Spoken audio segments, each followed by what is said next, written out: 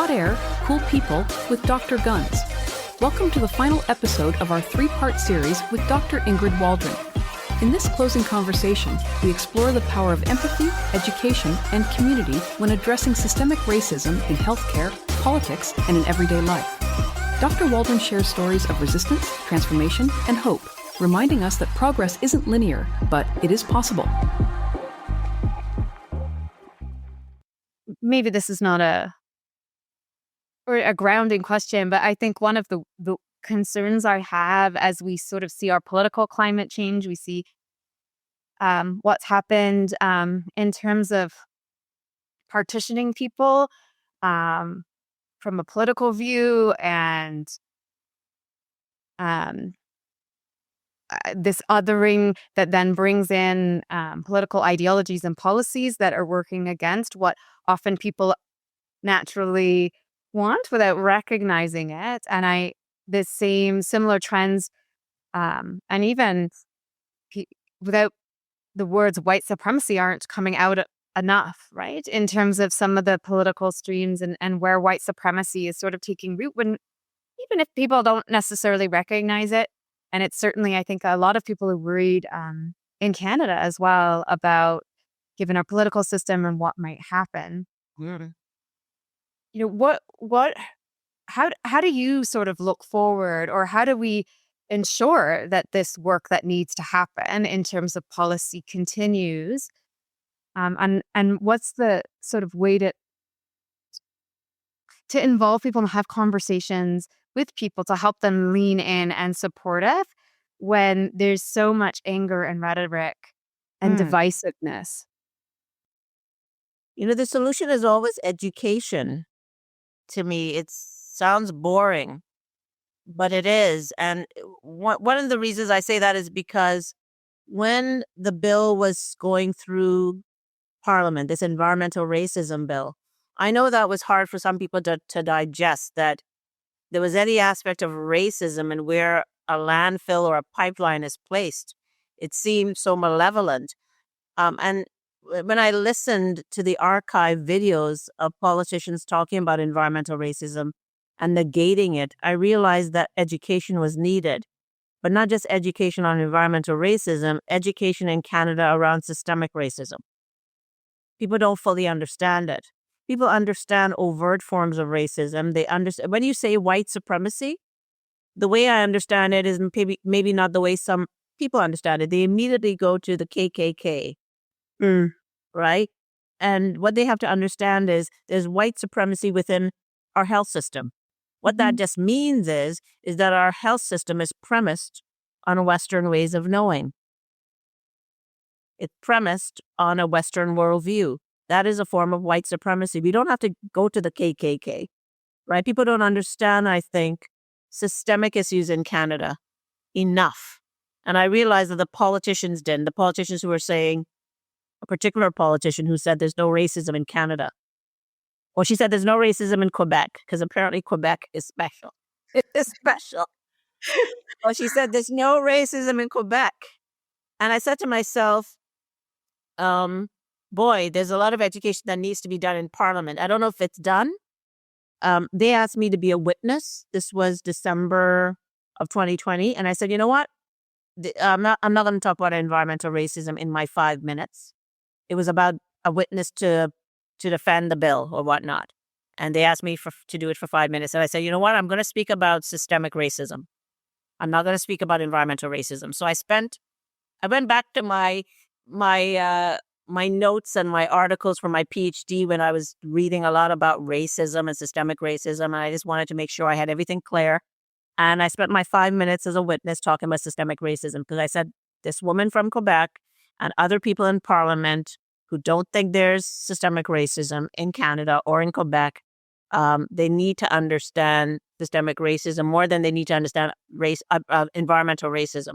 If they can get the systemic piece, the systemic racism piece, then they will get environmental racism. So that's just an example of what I think is needed. I think we're entering very hostile times, certainly in the United States. It's scary, and that often influences what happens in Canada. And with the elections coming up in Canada. I don't know what's going to happen. But to me, it's education all around. The education that I give to students in universities, the education in community spaces, opportunities for people to talk, people not attacking each other just because they don't understand. The way I conduct my classes, I'm not attacking my mostly white students. I'm getting them to understand. There's a way to teach people, to inform them without blame and without making them feel guilty. And for me, talking about the issues at a systemic level and how they originate over time, how they change over time, is key to getting people to understand the subtleties, I guess, of racism. So that's where my focus is. And I think the more and more I get skilled at doing that as a professor, the more I get pushback from students. When I started teaching, and I think I was still talking about systemic level, and I never blamed anyone. I never got into the blame game. But, I think it was nursing students. Yeah, they had a hard time with my course. I got tons of pushback. My director of the School of Nursing at Dalhousie got complaints about me. They didn't understand why I was hired. It was a terrible time for me. This was back in 2013. And I became depressed. And I said to myself, am I in the right profession? I can't take this anymore. I got literally depressed. And I'm not somebody who's depressed, because I got such nasty comments and students wanting me to be fired in the School of Nursing. And over time, I've learned how to teach health profession students, I guess, better, students in health. And I think it's just a matter of getting more skilled at that conversation so people don't feel guilty or blamed or attacked, particularly white people, particularly in this environment, right? But I think the key is education, as we continue to educate and talk and have conversations where we're not bullying people and attacking people. Because I'm somebody who I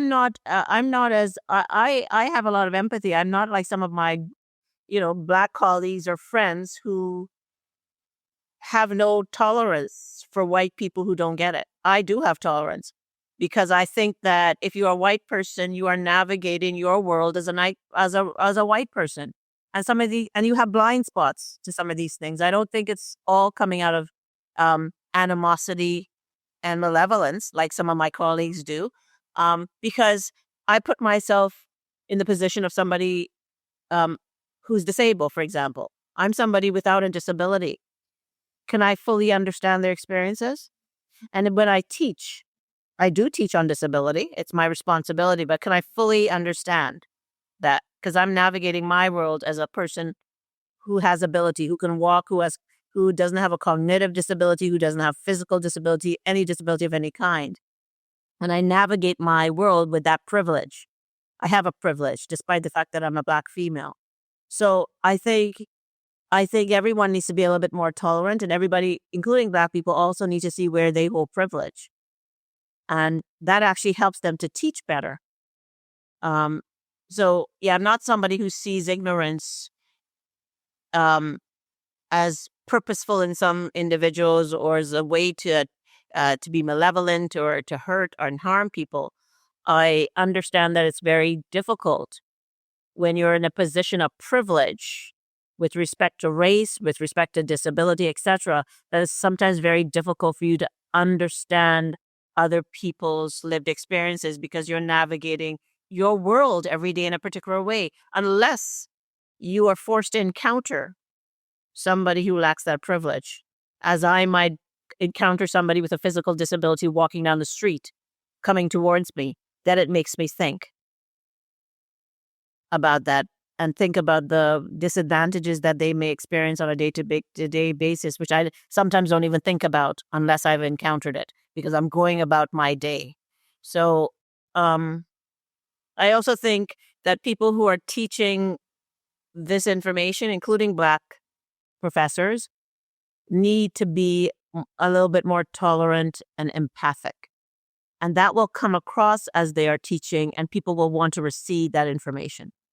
Students who are mostly white, because they are mostly white, it's students at McMaster that we're teaching, they will want to receive that information and digest it based on how it's communicated.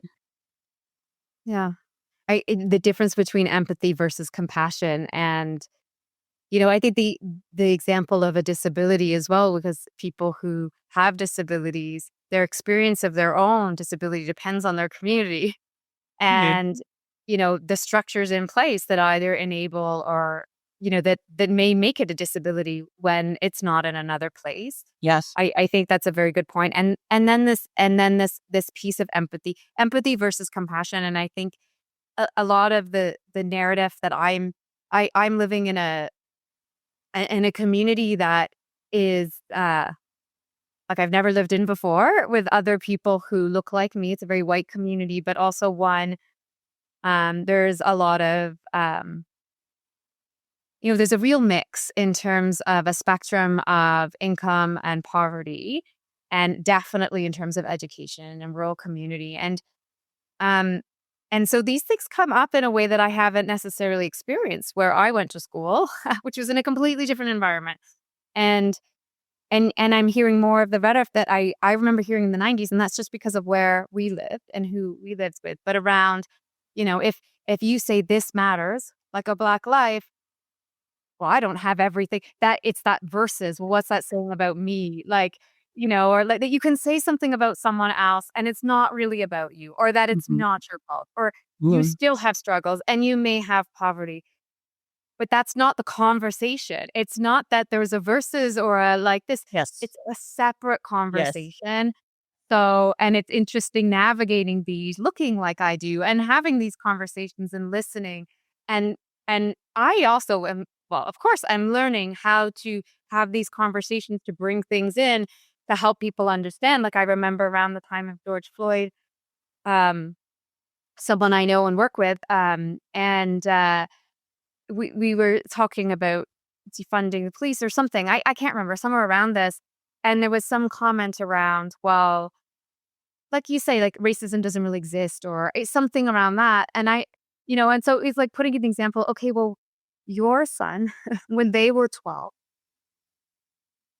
were you afraid for them? Did you teach them to hold their self differently, or were you afraid for them when they went out? Did you tell them what they could wear or couldn't, or how to hold themselves in one place versus another? Are these stories? And obviously I don't have the lived experience of a person with color, or a Black person, or an Indigenous person. I'm learning as well.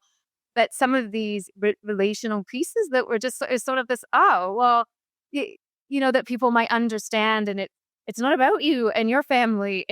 It's different, and this need to be, it's not Yes. over, that there is existing racism, that just simply wouldn't happen. Yeah. And I think that I hope that around, there was a lot of, I think, consciousness raised around racism around that time, and around, obviously, with as well with Every Child Matters, and this conversation about residential schools. I think people started to really have these comparisons and understanding at a deeper level. But then there's also this animosity that's now being built around, well, people are being told to be angry, and who's not Yes. supporting them. And that, I think, yeah, I love your approach, which is, and at the end of the day, we just need to engage in conversation, because really Mhm. everything that anyone wants is all around the same pieces, around passion and value. And trauma is is it's now such a, childhood trauma is now explored as such a risk factor for cancer, that when people Oh, have a really? cancer diagnosis, it's screened. Ah. And that is an understanding that's happened over time. And it was interesting. So my mother was an epidemiologist, and I was talking to her recently, and her work is around people with disabilities, and especially around arthritis and osteoarthritis, as she says, when it wasn't sexy and now it's getting more sexy. Like, people are now thinking of an inflammatory condition. But there was early work. There's a paper that she wrote a few decades ago around trauma being a risk factor for osteoarthritis. And Wow. so, and it's, I think, like, this piece of, there's all of this, there's racial trauma, there's religious trauma, like there's trauma that has been embedded in people's families in different ways. And I think the more that we talk about this and understand the physical health impacts as well, and the mental impacts, I Yes. hope that also will lean into people's humanity and help them connect with each other and understand more. And Yes. even then, the environment, how it affects that. I just think of mental health in Black communities or in women. And at the same time, also air pollution and exposure to different toxins from different sources. And there are a lot of different pathways that as well can affect one's physical and mental health. And how do we all connect that together? It's really hard to point at causality, but if we could just at least accept that the environment affects our health, can we lean in around environmental justice and social justice? I'm not obviously ever going to compare or like I am not an expert in this area at all, but to me, as someone who's trying to really lean in and understand and connect, I think those are trends. And also listening to white people who look like me, who've either gone through some convergent and had an experience or epiphany, or are trying to understand how they can have conversations, and then in a gentle way that they can, that they can learn. Like I remember conversations from childhood, since we moved to Canada and where I lived too, it was in a part of Toronto that was, um, it was very, there was a lot of different, I guess at the time we said multicultural, but there were a lot of people from a lot of different places, from a lot of different races. And obviously the sophistication when we're talking about systemic racism and people's different experience, it happens at a much higher level now than it ever did before. Um, Mhm. but I think from that came a lot of privilege, but even judgment, when we had these racial, I still remember it was probably around grade 6 or somewhere around there, a boy in my class had said something and he said, Eskimo. He said that word. And everyone went, oh, you can't say that. And all, even as back then in the early 90s, mid-90s, everyone and shamed him. And he went, what? I don't know. Like, that's what my dad says. I don't know. And I think about that. I'm like, we didn't say, there was no compassion. There was no information. It was just, you can't say that. And did we Yeah, know? Well, that's just what we say. because when Yeah. I was 5, that was a normal term. That in my school in Ottawa, they would show films on Eskimos. So there was a certain point in my life when I realized, oh, that's not a good term. That's Yeah. the term that was used when I was in grade school. So I think when we need to have compassion, because his father may have grown up in the same school era as I did, and that was a normal term. Yeah.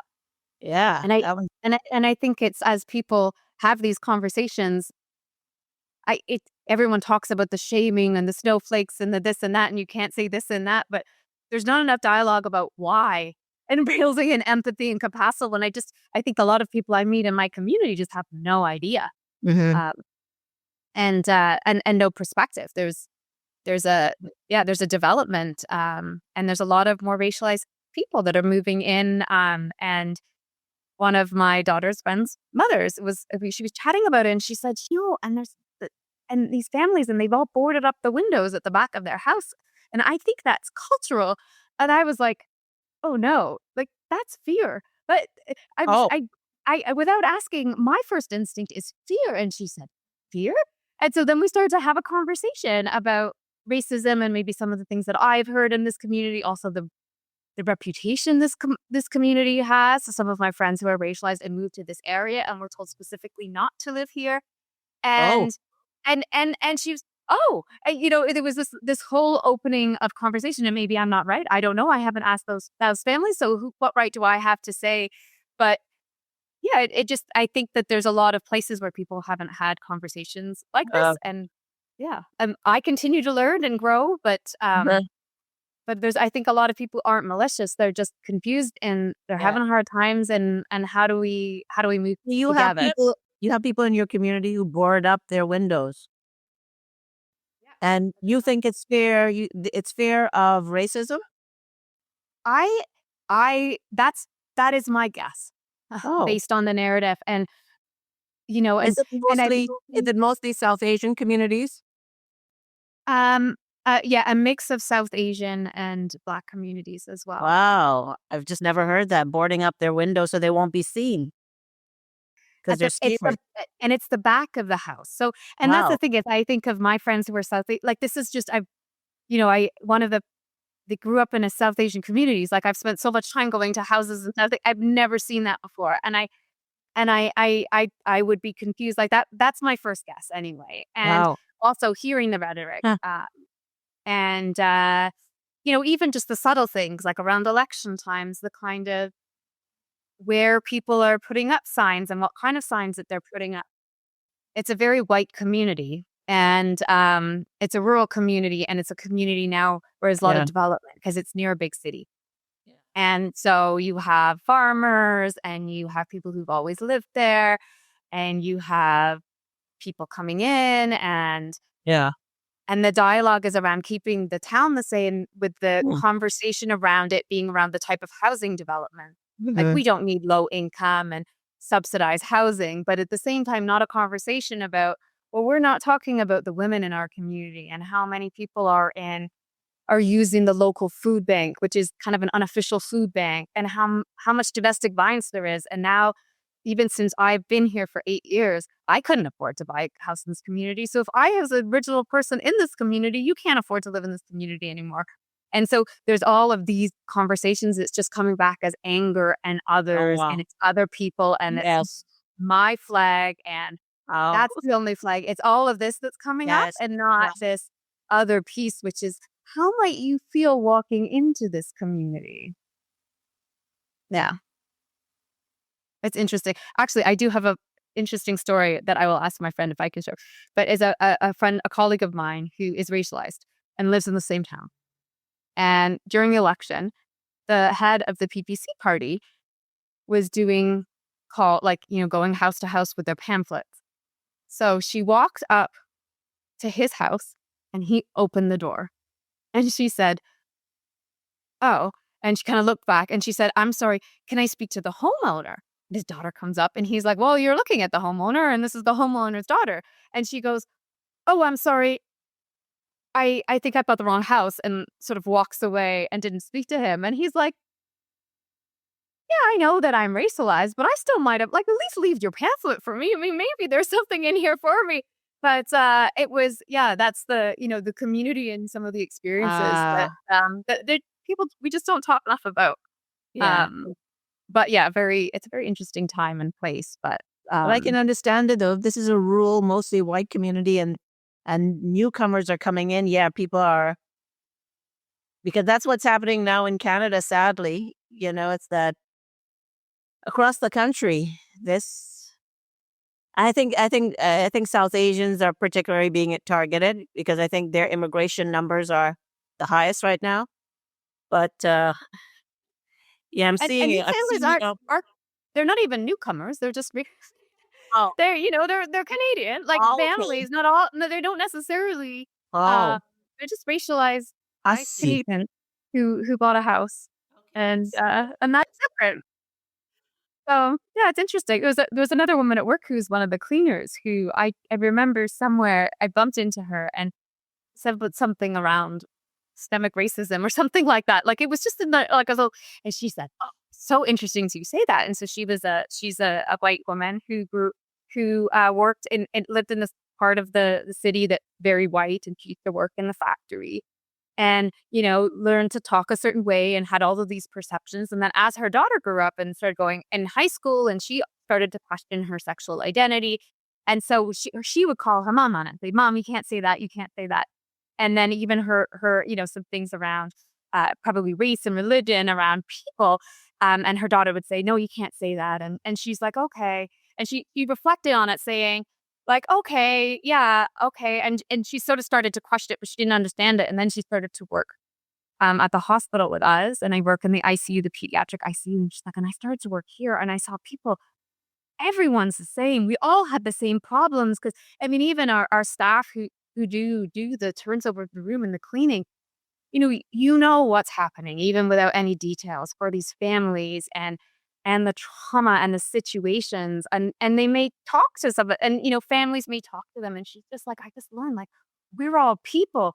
It's all the same." And so she was talking about her sort of concept of the world and racism sort of shifting and changing, and then her partner is now an African Caribbean man, and so how she integrated then in his family, and she's like, "My whole perceptions changed." She's like, "Now I go back to the factory and I talk to them about why," and leaning in. And she's like, "I just had no idea." And it was this accidental conversation that was so rich. And she spoke so freely about her awakening and changing, because she grew up poor with nothing and no education and working in this factory. And that's how people talk. So she wasn't exposed to anything else, right? And Mhm. I think, being, at a time where in school, that's what people said, and then probably went to a school where there was a lot of white people, given that I know the demographics and how they've changed with time. So yeah, I do see hope and change in these dialogues, as you said. And I mean, what Yeah. do I know? I'm not an expert, but it's very interesting for me to,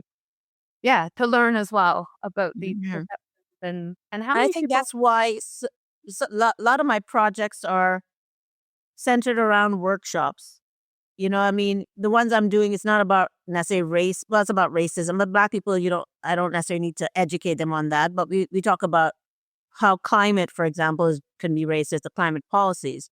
But I like workshops, probably for discussions on racism, because it kind of brings people together. You're in a group where you start to develop relationships with people. And as long as you have a very skilled facilitator, it doesn't need to deteriorate into anger and screaming.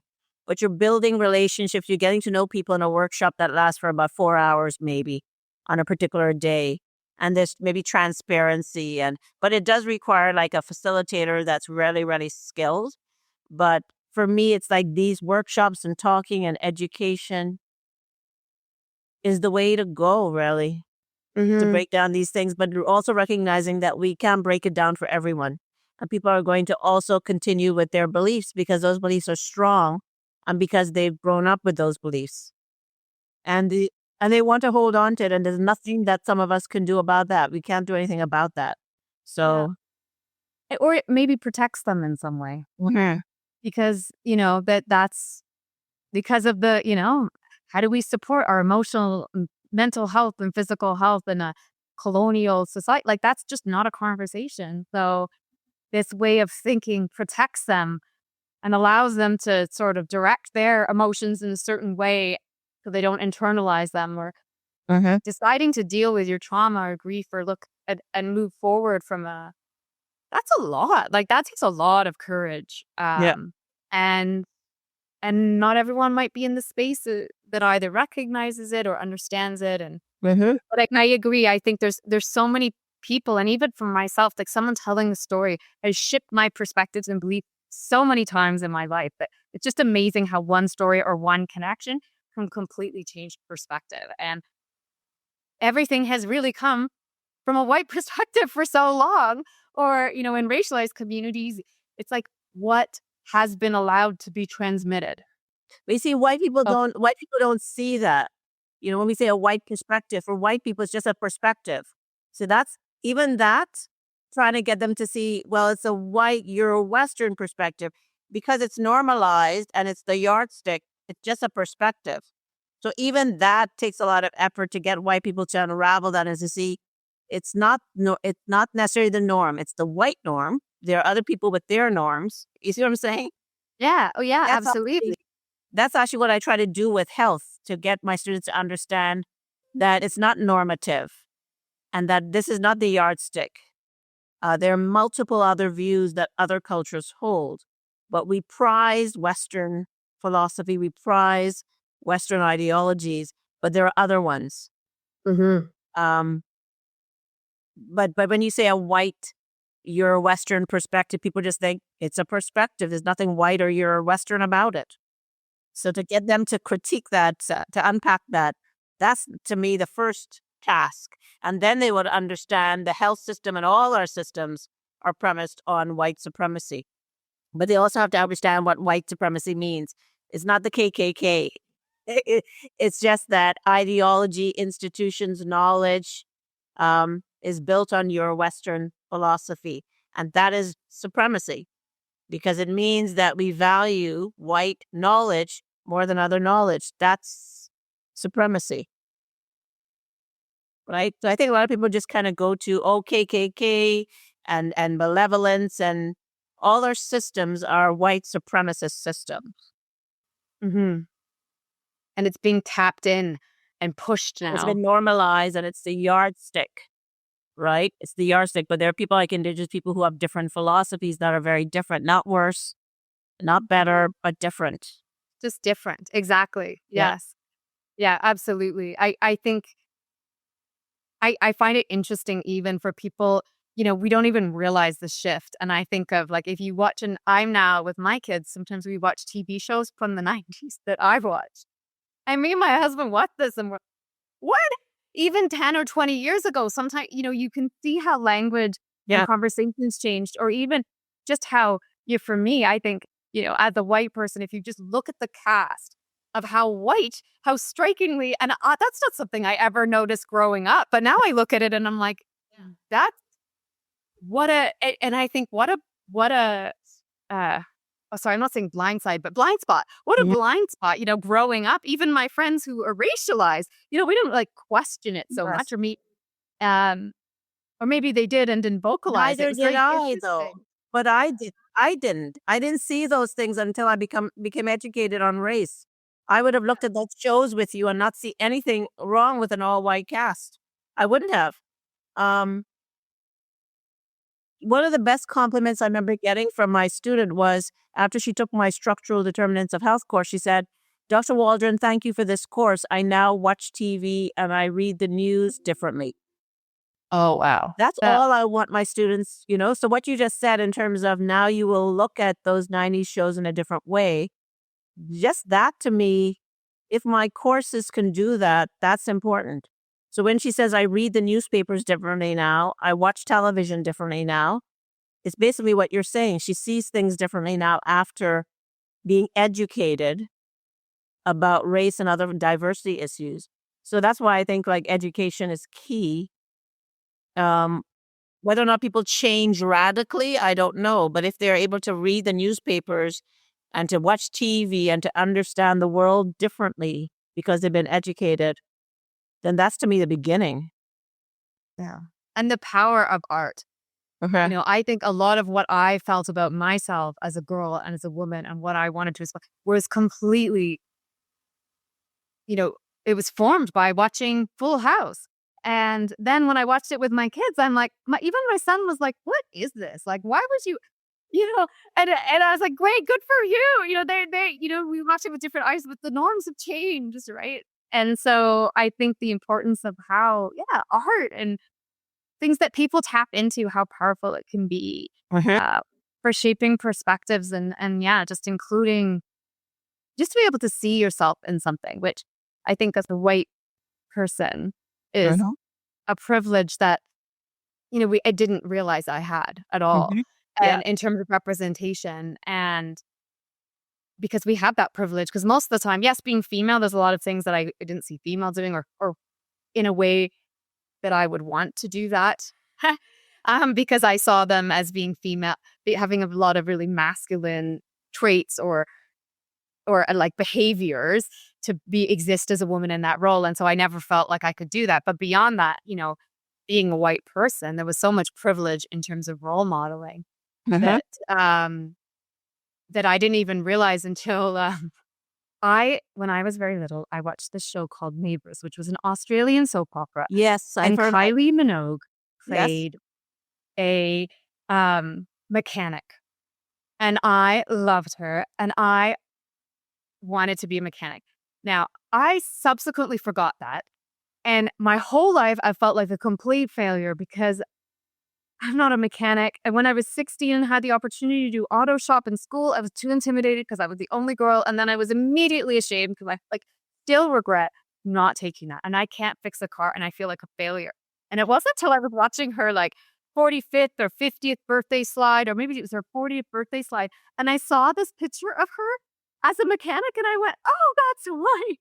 And I thought, for me as a white woman and thinking of my kids, that was my example of representation. And it didn't even occur to me because I've been so privileged seeing white women in so many roles that I wouldn't even think about.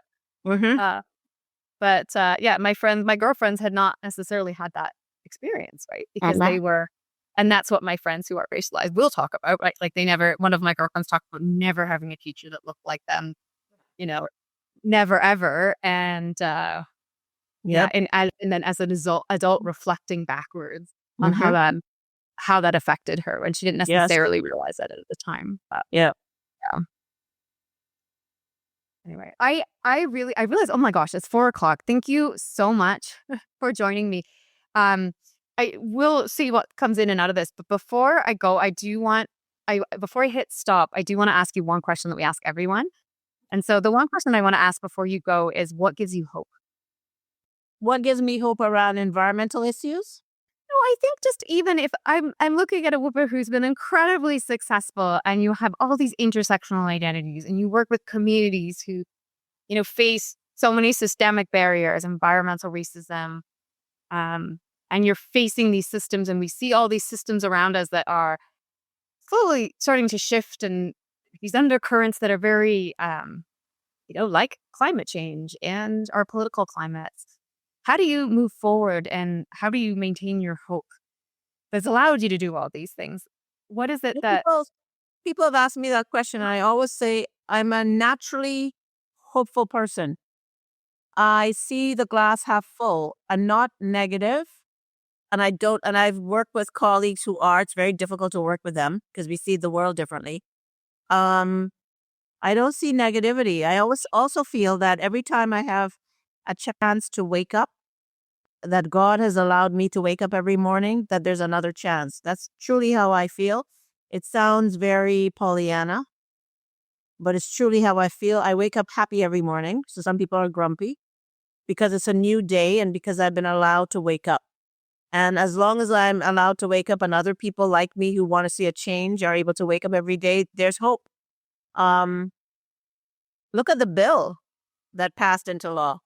I wouldn't say I wasn't hopeful, but I thought it would happen, but I didn't think it would happen in my lifetime. So because it's been a long journey. I mean, we started the bill when I was in Nova Scotia back in 2015, the Nova Scotia bill. So it's not, for me, it's not just the federal bill, but it's the Nova Scotia bill that never passed, right? So it's been a long journey for me.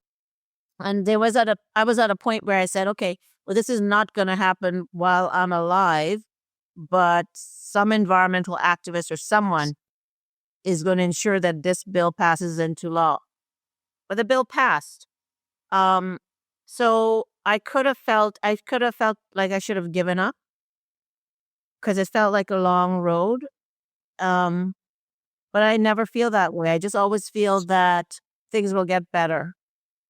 And even when I hear about negative things like what's happening in our world today, what's happening in the United States, what our elections could result in, I'm still hopeful, regardless of the political party that gets in. I just think as long as we have passionate people who are interested in what I'm interested in and interested in doing what I'm interested in doing, colleagues, partners that I've been able to work with over the years, I feel there's always hope. I really do. I love it. The power of gratitude and optimism. Thank you so much.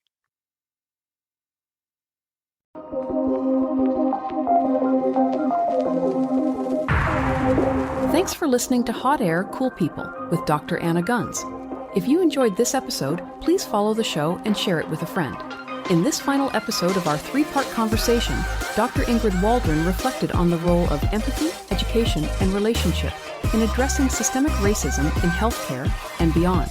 She reminds us that progress often comes through patience, listening, and a willingness to stay engaged, even when the work is uncomfortable.